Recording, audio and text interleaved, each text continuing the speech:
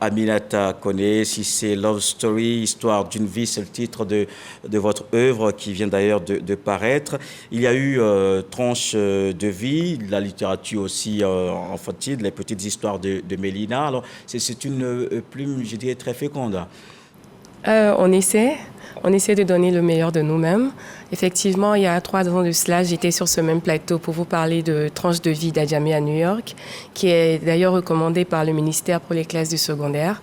Ensuite, j'ai fait un clin d'œil à la littérature enfantine avec les petites histoires de Mélina, mon métier de rêve, qui, Dieu merci, a été agréée pour les classes par le ministère de l'Éducation nationale de Côte d'Ivoire pour les classes de CE1 et CE2. Et enfin, Love Story, Histoire d'une vie, qui fait l'objet donc de cette émission. Ah oui, la dernière parution, où Love, cette fille de ménage qui travaille chez les FAL depuis des années et finalement était présentée comme un membre de la famille. Alors, j'ai trouvé cela quand même assez rare. Parfois, même les enfants FAL appelaient Rose Love FAL. Oui. C'était quand même particulier cette vie. Alors, parlez-nous un peu de cette dame que je trouve, comme je disais tout à l'heure, très rare et particulière. Alors, Love Story, Histoire d'une vie, c'est l'histoire d'une jeune fille, d'une très belle jeune fille du nom de Rose Love Kwaku. Je fais un clin d'œil à la langue anglaise parce que je suis professeur de Business English, anglais des affaires, professeur d'anglais général également et de management stratégique. Donc, je fais la promotion de l'anglais. Donc, du coup, dans toutes mes œuvres, j'essaie de glisser quelques petits mots d'anglais. Avec Love, il y a beaucoup d'expressions.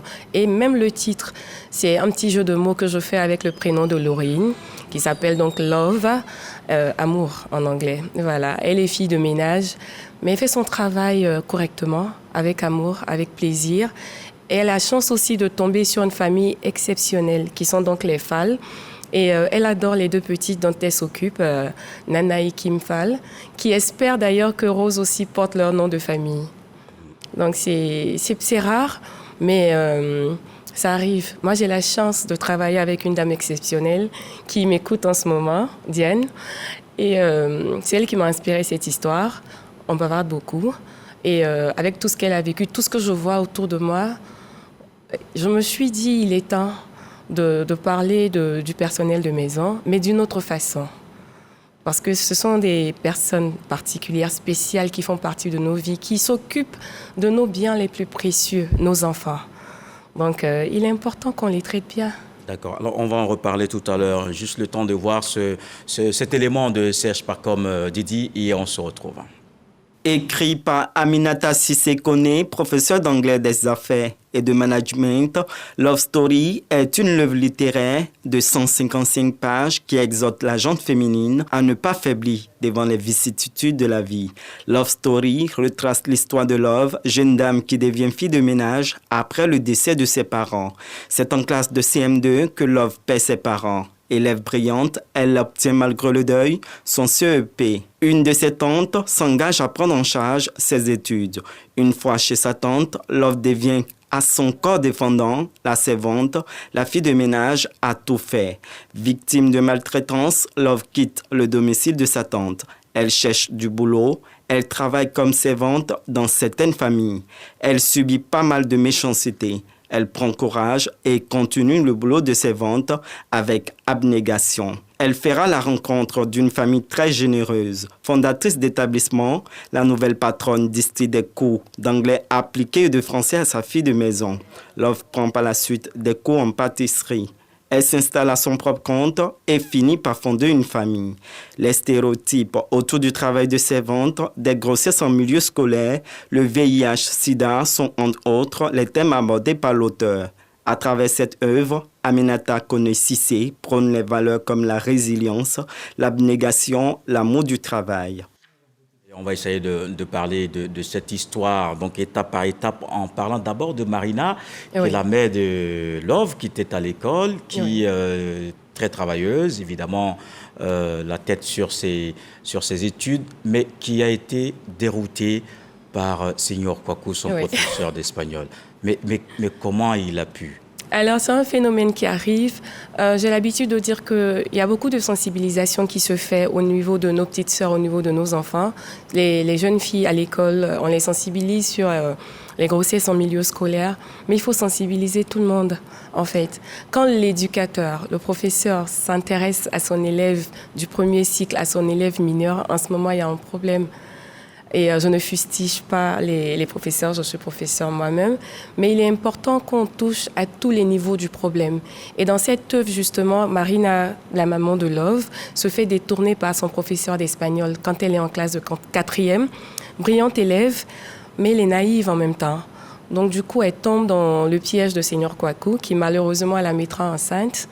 Et ça va déboucher sur une vie inachevée. Oui, mais elle était poussée dans le dos aussi. Peut-être qu'il faut parler aussi de la mauvaise compagnie. Absolument. Poussée dans le dos par sa copine. Par son amie Bertha, sa meilleure amie, qui déjà était versée dans les choses de la vie, pour parler entre guillemets, qui l'encourage donc à essayer les choses des grands, qui l'encourage à sortir avec son professeur parce qu'elle a l'habitude et elle pratique beaucoup d'avortements. Et pour elle, c'est normal. Donc du coup... Oui, elle influence son amie de classe. C'est normal, mais il faut dire que finalement, elle est décédée aussi. Oui, la camarade. Mais voilà, c'était une leçon pour les plus jeunes, pour dire qu'il faut faire attention. Parce qu'elle finit par décéder de cette pratique qu'est l'avortement. Elle ne le faisait pas dans un hôpital, elle ne le faisait pas dans les conditions qu'il fallait, elle se cachait avec une vieille dame qui l'aidait à faire passer ses grossesses. Malheureusement, elle finit par perdre la vie. C'est une façon aussi d'interpeller les enfants, les plus jeunes, les teenagers, les ados, qu'il faut faire attention, il faut se protéger, il faut s'abstenir. Et c'est l'abstinence d'abord qu'il faut prôner, en fait. Et cette vie de Marina, la mère de Love, sera vraiment très compliquée parce que c'est vrai qu'il y a eu mariage, mais ensuite, il y a eu beaucoup forcé. De difficultés, violence conjugale. Oui. Elle va se faire battre par son époux, donc Seigneur Kwaku, qui est obligé d'épouser Marina qu'il mettra enceinte. Et il épouse en fait par obligation, parce que les parents de Marina qui menacent de les dénoncer auprès de son ministère de tutelle, il épouse traditionnellement. Et après, il finit par le lui jeter à la figure. Nous ne sommes pas mariés, je ne me rappelle pas t'avoir mis une bague au doigt, je ne me rappelle pas avoir dit devant monsieur le maire que je te prenais pour épouse. Donc, non seulement il abat, elle en a souffert. Il abat, il la trompe. Et devant la petite Love, qui en ressortira traumatisée forcément. Jusqu'à ce qu'il meure, oui. Jusqu'à ce qu'il meure, oui. Dans cet accident. Voilà. Des conséquences de ces pratiques pas très catholiques. Voilà. Et finalement, la vie devient compliquée pour Love, qui est obligé de se chercher, comme on dit, de façon très triviale à Abidjan. Alors qu'elle avait été brillamment admise au CPE, Love n'ira pas au collège. Non, malheureusement. Elle part chez sa tante, mais sa tante qui finalement ne tient pas promesse. Non. Mais sauve vraiment une vie difficile dans cette grande ville qu'est la capitale. Alors, Love s'en sort comment? Alors, elle est résiliente, elle se bat, elle se dit qu'elle peut y arriver. Elle va flancher. Il y a un moment où elle va vouloir mettre fin à sa vie. Et ça arrive à tout le monde. Mais c'est de pouvoir se relever qui fait toute la différence. Love finit par se relever. Elle tombe sur un système qui l'accompagne aussi parce qu'elle fait une dépression assez sévère. Elle est prise en charge par une organisation non gouvernementale qui s'occupe de ce genre de cas. Donc, Dieu merci, elle est bien encadrée. C'est l'occasion justement que je saisis pour dire qu'on a besoin de ce genre d'organisation pour accompagner les filles, les jeunes filles en détresse. Pas seulement les jeunes filles, les personnes en détresse. Et elle est bien entourée, elle est bien encadrée. Et c'est lors de tout ça qu'elle fait la rencontre de cette dame exceptionnelle-là, qui est Mira Bamba. Bamba, c'est un clin d'œil à ma mère qui est Bamba. Ah, d'accord. Voilà, et qui me suit en ce moment.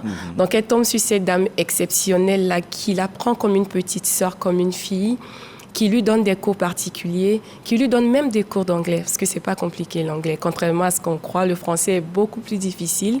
Et comme Mira, elle a une école bilingue, ses enfants sont bilingues, et Love, qui travaille avec ces enfants-là, se surprend à dire des mots d'anglais ça et là. Et finalement, il discute même avec les enfants en anglais. Pourquoi pas? C'est possible. Alors donc, après toutes ces difficultés, on peut dire, Love, c'est une héroïne, une personne résiliente. Mais d'où elle tire cette force, Love? L'encadrement. un bel environnement familial. Parce qu'elle avait tout pour échouer. Elle avait toute... La vie était contre elle.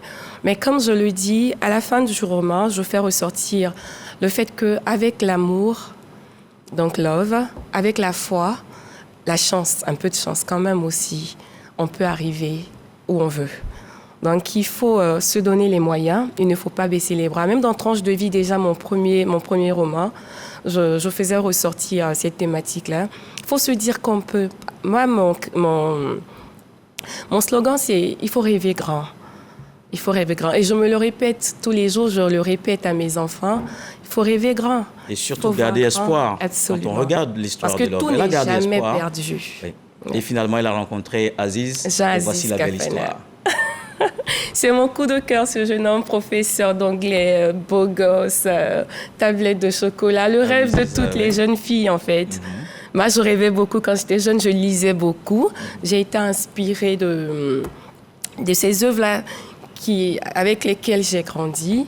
Donc, quand je décris Jean-Aziz Kafena, je veux faire rêver les filles, je veux faire rêver les jeunes filles. Vous avez réussi à nous faire rêver, nous qui avons lu cet ouvrage, et j'encourage justement tout le monde à lire cet ouvrage. Merci beaucoup, Aminata Koné Cissé, auteur de Histoire d'une vie, Love Story, en tout cas un très bel ouvrage, très facile à lire, en tout cas je l'ai parcouru très rapidement parce qu'il est vraiment très intéressant. Avec des expressions en anglais surtout.